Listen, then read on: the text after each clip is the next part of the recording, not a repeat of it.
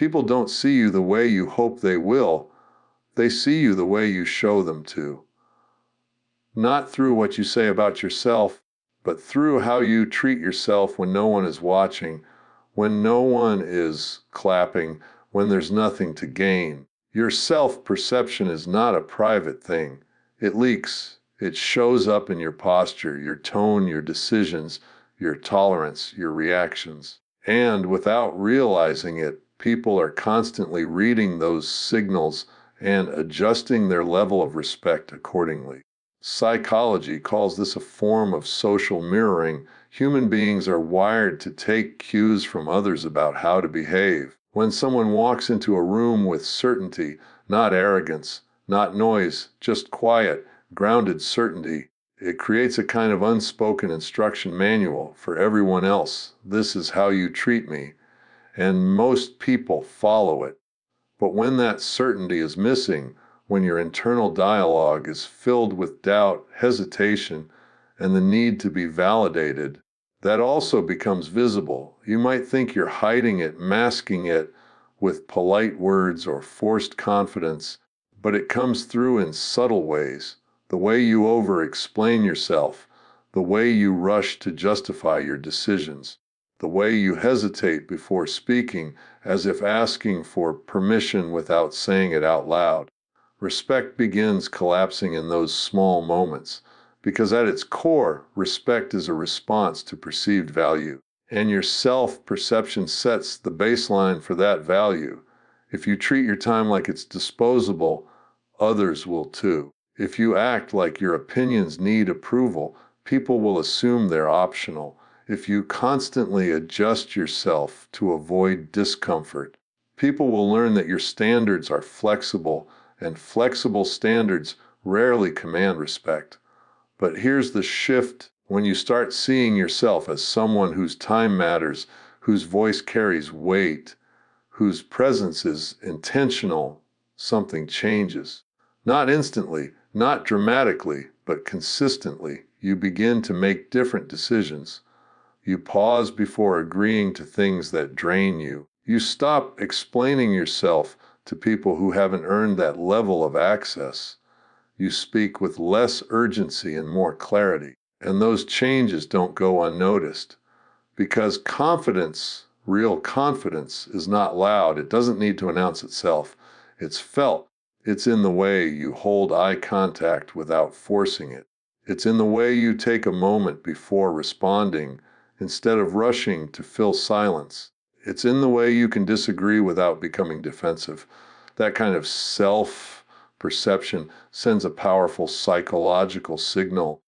This person knows who they are, and when people sense that, they naturally adjust. They listen more carefully. They hesitate before interrupting. They consider your words more seriously. Now, this doesn't mean you need to be perfect. In fact, perfection has nothing to do with it. You can have flaws, make mistakes, and still be respected if your self-perception remains intact. The difference lies in how you respond to those moments. Do you shrink, apologize excessively, and question your worth? Or do you acknowledge the mistake, correct it, and move forward without losing your sense of self? That response alone tells people everything they need to know. There's also a deeper layer to this, one that most people ignore. Your self-perception shapes your emotional boundaries. When you don't value yourself internally, you're more likely to tolerate behavior that doesn't align with your standards. You let things slide. You ignore red flags. You accept less than you deserve, hoping it will somehow change. But it rarely does, because people don't usually rise to meet unspoken expectations. They respond to visible ones. And your self-perception determines what you're willing to accept and what you're not. When that perception is strong, your behavior becomes aligned with it. You don't need to announce your standards, they're evident. You walk away from situations that don't respect your time. You disengage from conversations that lack substance. You don't chase attention because you're not trying to prove your worth. You've already decided it. And that decision changes everything. It shifts your energy from seeking validation to maintaining alignment, from asking, do they respect me, to asking, does this situation reflect my standards? That's where real power begins. Because when your self-perception is stable, you become less reactive. You don't get pulled into every opinion, every criticism, every moment of tension. You choose your responses instead of being controlled by them. And that level of control is deeply respected because it's rare. Most people are reactive. They let external situations dictate their internal state. But when you operate from a strong sense of self, you create a kind of psychological distance, not detachment, but control. You're present, aware, engaged, but not easily shaken. And people notice that. They may not be able to explain it, but they feel it. They recognize that you're not someone who can be easily influenced, pressured, or manipulated, and that recognition builds respect over time. It's also important to understand that self-perception is not something you declare, it's something you demonstrate. You can say you value yourself, but if your actions contradict that belief, people will trust what they see, not what they hear. So the real work happens in the quiet moments, the decisions no one applauds, the standards you uphold when it would be easier to compromise. The way you talk to yourself when things don't go your way, that's where your self-perception is built. And once it's built, it becomes consistent. It doesn't fluctuate based on who you're around or what situation you're in. It becomes your baseline, your default. And from that place, respect is no longer something you chase. It's something that naturally follows your presence, your behavior, your energy. Because when you truly see yourself as someone of value, you don't need to convince anyone else to see it. They already do. Most people misunderstand the role of boundaries. They think boundaries are about pushing people away, about being difficult, about creating distance. But psychologically, boundaries do something far more powerful. They define your value in the minds of others, not through what you say, but through what you allow. Every interaction you have is quietly teaching people how to treat you, not in obvious ways, not through direct instruction, but through patterns. What you tolerate once becomes easier to repeat. What you overlook becomes normalized, and over time, those small allowances stack up until they form a clear message: this is acceptable. And people follow that message. When you say yes to things you don't want to do, when you give your time without consideration, when you allow interruptions, disrespect, or inconsistency to slide without response, you're not just being nice. You're signaling flexibility in your standards. And while that might earn temporary approval, it slowly erodes long-term respect. Because respect isn't built on convenience, it's built on structure. Boundaries create that structure. They introduce a clear line between what is acceptable and what is not, and more importantly, they attach consequence to that line. Not loud, dramatic consequence, but quiet, consistent response. For example, when someone asks something of you that doesn't align with your priorities, and you respond with a calm, direct, "No, that doesn't work for me," you're doing more than declining a request. You're reinforcing a standard. You're showing that your time is not automatically available, that your energy is not open access. And that changes how people approach you next time. At first, there may be resistance. People who are used to your flexibility might question it. They might push back, test the boundary, try to negotiate. That's not a sign that the boundary is wrong. It's a sign that it's new. Human behavior adapts to patterns, and when the pattern changes, there's friction. But consistency removes that friction over time. When your boundaries are clear and steady, people stop testing them. Not because they're afraid of you, but because they understand you. They know where the line is, And that clarity creates a sense of predictability, and predictability is deeply respected. There's also a psychological shift that happens when you enforce boundaries. You stop operating from a need to be liked. And that's where many people struggle. They associate saying no with rejection, with conflict, with losing approval, so they avoid it.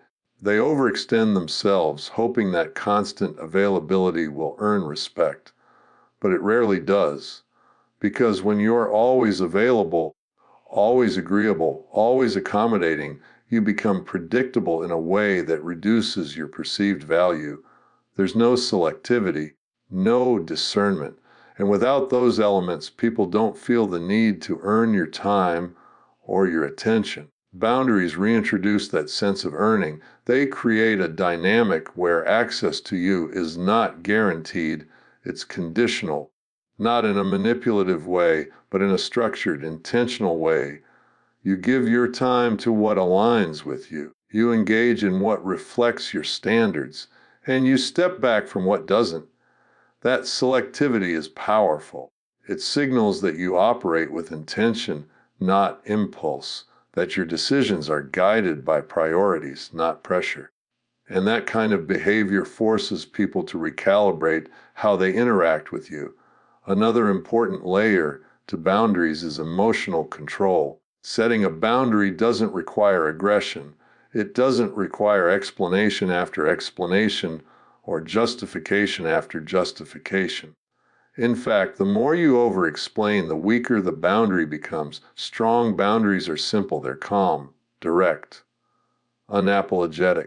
When you say no without hesitation, without discomfort, without the need to soften it excessively, you communicate confidence. You show that your decision is not up for debate. And that confidence makes it easier for others to accept your boundary without resistance. It also reduces the likelihood of future pressure because people learn quickly who they can persuade and who they can't. If your boundaries are inconsistent, firm one day, flexible the next, people will keep trying. They'll look for openings, for moments of weakness.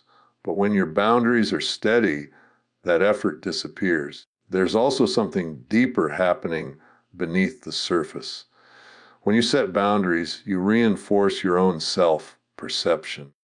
You remind yourself that your time matters, that your energy is valuable, that your needs are not secondary. And that internal reinforcement strengthens your external behavior. You become less reactive, less pressured, less influenced by the expectations of others. You move with more control, more clarity, more intention. And that shift doesn't just affect how others see you, it changes how you experience your own life. Because without boundaries, everything blends together. Your time, your energy, your priorities, they become fragmented, pulled in different directions by different people. You lose focus. You lose clarity. And over time, you lose control.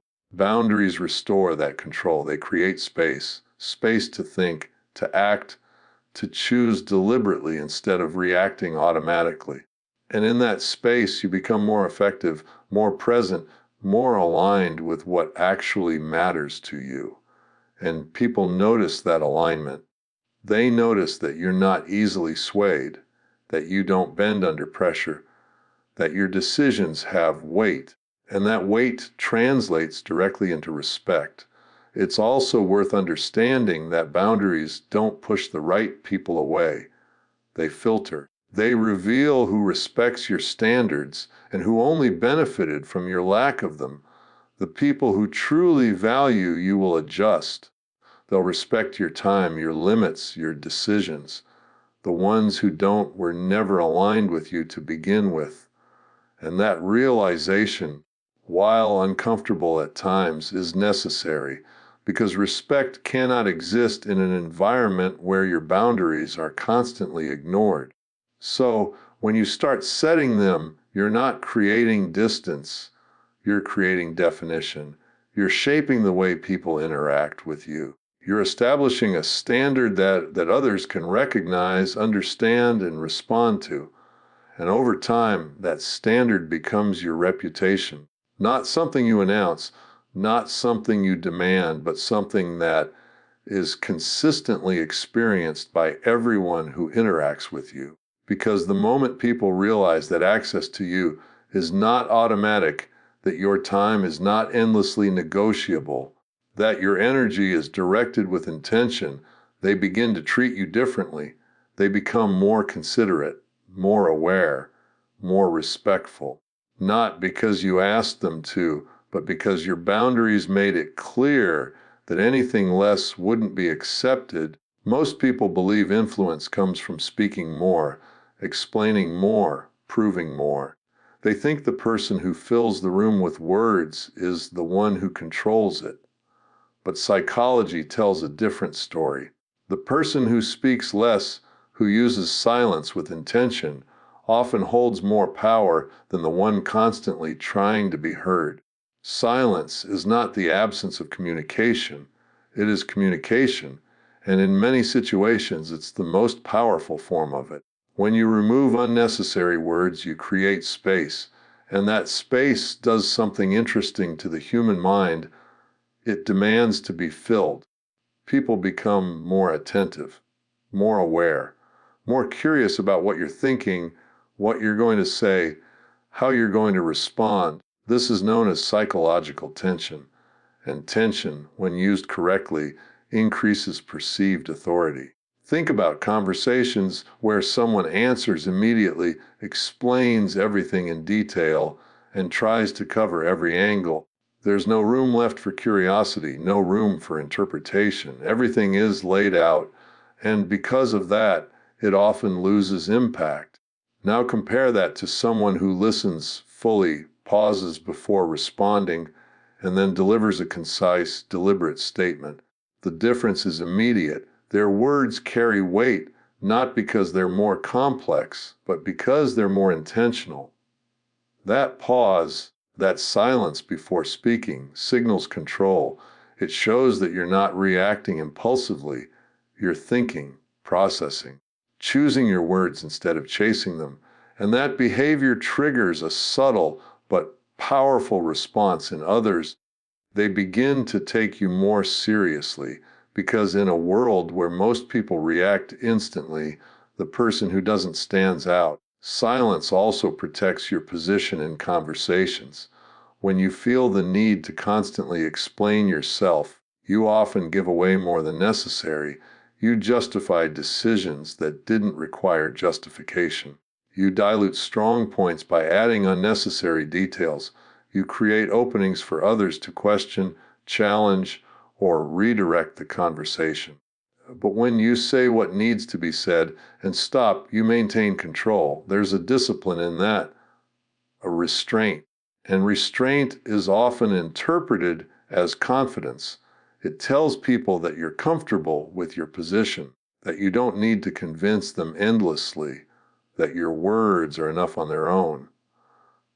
And when people sense that, they're less likely to challenge you, not because they can't, but because the clarity of your communication leaves little room for doubt. Another powerful aspect of silence is how it shifts attention. When you're not speaking, you're observing. You notice tone, body language, subtle changes in behavior. You pick up on things others miss because they're too focused on what they're going to say next. This awareness gives you an advantage. You can respond more precisely. You can address the real issue instead of the surface, level one. You can guide the conversation instead of being carried by it, and that level of awareness is often perceived as intelligence and composure, both of which contribute to respect. Silence also changes how people perceive your emotional state. When someone reacts immediately, especially in moments of tension, it often signals a lack of control. Even if their words are valid, the speed and intensity of the reaction can reduce its impact. But when you pause, when you allow a moment of silence before responding, you create a different impression. You appear grounded, measured, in control of your emotions rather than controlled by them. And that perception matters because people trust those who seem stable. They respect those who don't get easily pulled into emotional swings. And silence is one of the simplest ways to demonstrate that stability. It's also important to understand that silence doesn't mean disengagement. It's not about withdrawing or becoming passive. It's about being selective with your input, choosing when to speak, how much to say, and when to stop. There's a rhythm to effective communication. Speaking, pausing, listening, responding, and when you master that rhythm, your presence becomes more impactful. You don't need to dominate conversations to be noticed. In fact, trying to dominate often has the opposite effect. It can come across as insecurity, an attempt to prove value through volume. But when you're comfortable with silence, you remove that need. You're not trying to fill every gap. You're not rushing to be heard. You're allowing the conversation to unfold, stepping in when it matters and stepping back when it doesn't. That balance creates respect. Another subtle but powerful use of silence is in moments of disagreement. When someone challenges you, there's often an instinct to respond immediately, to defend, to clarify, to push back. But immediate responses can escalate situations. They can turn simple disagreements into conflicts. Silence interrupts that pattern. When you pause instead of reacting, you create space for the tension to settle.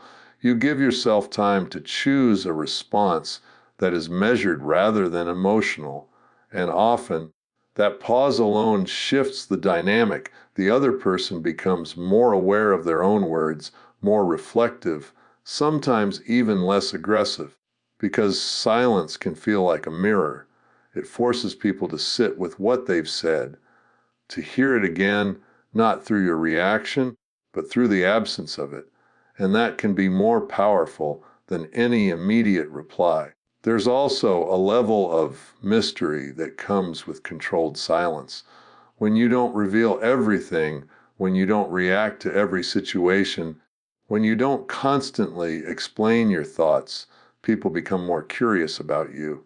And curiosity increases perceived value. It makes your presence more interesting, more engaging, more impactful. Not because you're hiding something, but because you're not overexposing everything.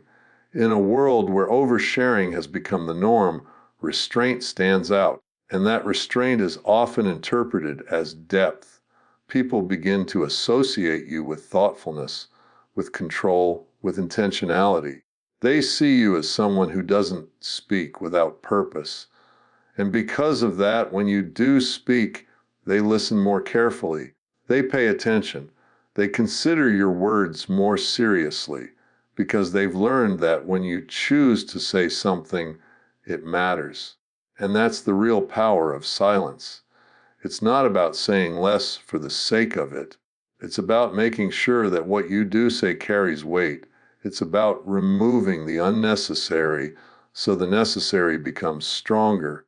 It's about creating space so your presence can be felt, not just heard. And when you master that, you don't need to compete for attention. Attention comes to you. Most people think respect is tied to how strong you appear in moments of intensity, how loudly you respond, how firmly you push back, how visibly you assert control. But in reality, respect is built on something far less dramatic and far more consistent emotional stability. Not the absence of emotion, not suppression, not pretending you don't feel anything, but control, the ability to experience emotion without being driven by it, the ability to stay grounded when situations shift, when pressure builds, when people around you become unpredictable. Because unpredictability might create attention, but it rarely creates respect. When your emotional responses are inconsistent, calm one moment, reactive the next, people don't know what version of you they're going to get. And when people can't predict your reactions, they don't feel secure around you. They may become cautious, even accommodating, but that's not respect. That's adjustment driven by uncertainty. Respect comes from reliability, from knowing that no matter the situation, you will respond with a certain level of composure, that you won't escalate unnecessarily, that you won't collapse under pressure, that your behavior is guided by principles, not impulses. This kind of consistency sends a powerful psychological signal. You are in control of yourself, and self-control is one of the strongest indicators of strength.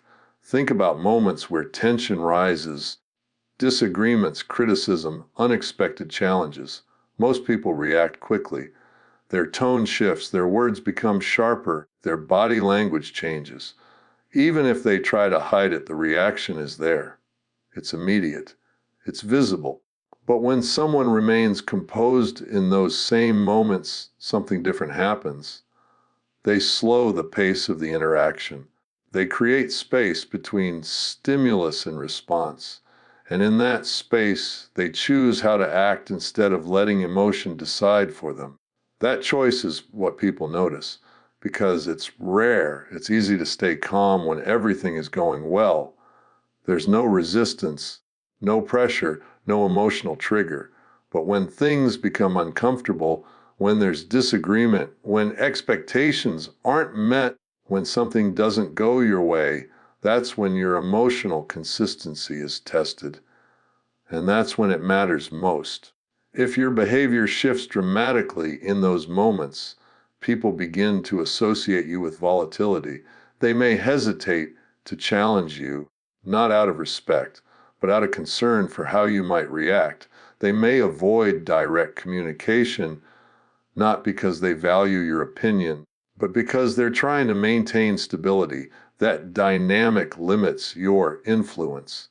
But when your emotional responses remain steady, even under pressure, you create a different kind of environment, one where people feel comfortable being direct, where conversations can happen without escalation, where disagreement doesn't automatically turn into conflict. And that environment earns respect because it reflects control, discipline, and maturity. Emotional consistency also affects how seriously people take you.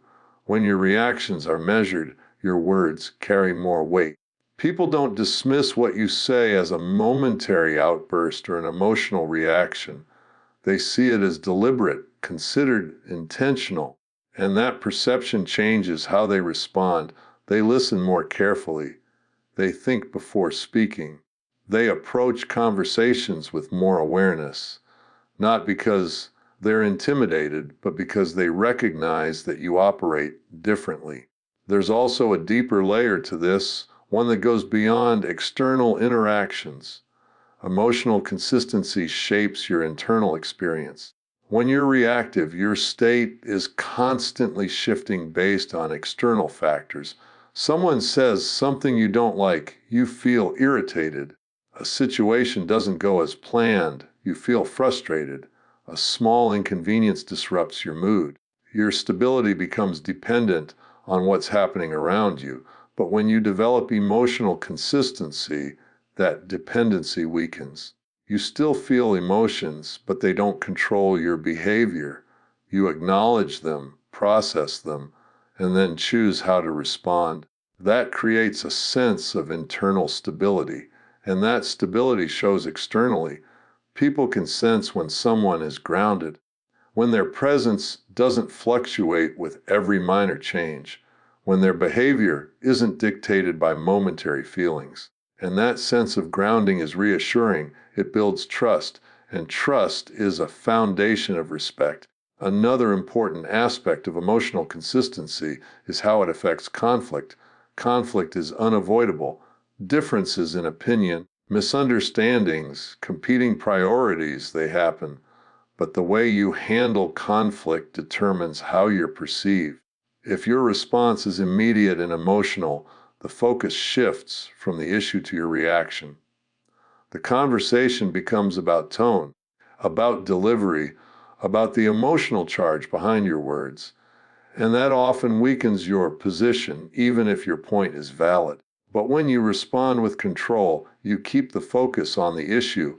You address the situation without adding unnecessary intensity. You communicate clearly without escalating, and because of that, your message is received more effectively. People are more likely to consider your perspective, to engage in the discussion, to find resolution, because your approach makes that possible. Emotional consistency also reduces the likelihood of manipulation. When your reactions are predictable in the sense that they are stable, not extreme, not easily triggered, people have less leverage. They can't easily provoke you, can't easily push you into a reaction that benefits them. You become harder to influence in negative ways, and that resistance is respected. It signals that your behavior is not easily controlled by external pressure, that you operate from a place of internal decision making rather than external reaction. That kind of independence carries weight. It also sets a standard for others. When you consistently respond with composure, it subtly encourages the same behavior in those around you. Conversations become more measured, interactions become more thoughtful, the overall tone shifts. Because people tend to mirror stability just as much as they mirror instability. And when you become a source of that stability, your presence has a calming effect, not in a passive way, but in a controlled, intentional way. You don't need to dominate the situation. You influence it through your behavior, through the way you respond, the way you carry yourself, the way you maintain composure when others don't. And over time, that pattern becomes associated with you. People begin to expect it. They begin to rely on it. They see you as someone who doesn't lose control, who doesn't react impulsively, who doesn't allow emotions to dictate outcomes. And that perception builds respect steadily, consistently, without the need for force or assertion.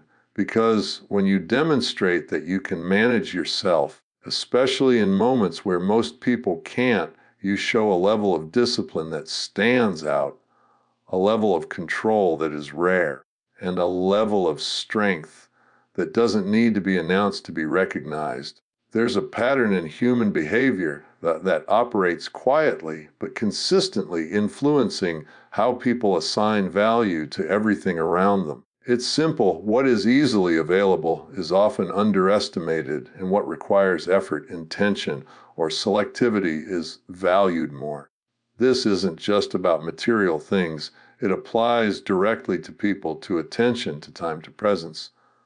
When your availability is constant, when your attention is easily given, when your time feels open to anyone at any moment, something subtle begins to happen.